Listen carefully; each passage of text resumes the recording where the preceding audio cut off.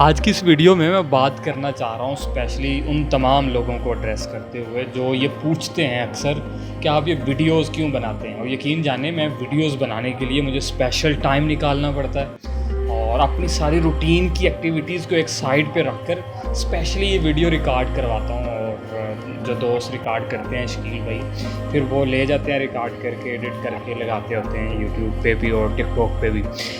लेकिन इसकी पीछे वजह क्या है जो रिकॉर्ड करता हूँ, उसको मैं एक स्टोरी की शक्ल में बयान करूँगा जो मुझे एक मेरे दोस्त ने सुनाई। आज से कोई 15-20 दिन पहले जब मैंने टिकटॉक पे वीडियो लगाना शुरू की तो हुआ क्या कि बहुत सारे दोस्तों ने कहा भी कि टिकटॉक पे, मैंने कहा हाँ। तो मैं टिकटॉक के प्लेटफॉर्म को पसंद नहीं करता था। मैं कहता था यार अब टिकटॉक पे हम भी वीडियो लगाएंगे, हमें क्या ज़रूरत है लगाने की।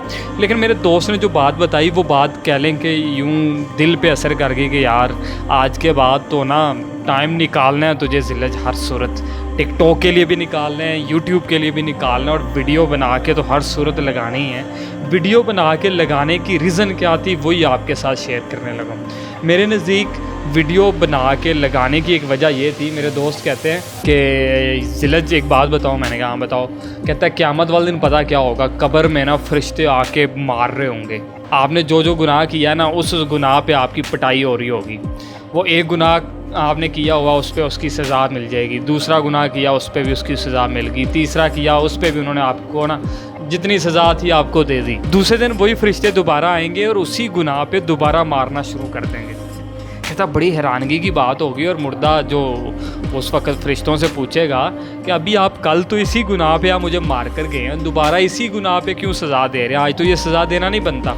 वो कहेंगे कि बेटा वो जो तूने वीडियो लगाई थी ना उस पर 500 व्यूज़ और बढ़ गए हैं। आप जिस तरह का कंटेंट आज अपलोड करोगे ना मीडिया के ऊपर, वो अगर अच्छा कंटेंट है तो मेरा ख्याल है वो सवाबे जारिया बन जाएगा। और अगर वही कंटेंट बुरा है और लोग उससे ख़राब हो रहे हैं वही आपके लिए गुनाह जारिया बन जाएगा।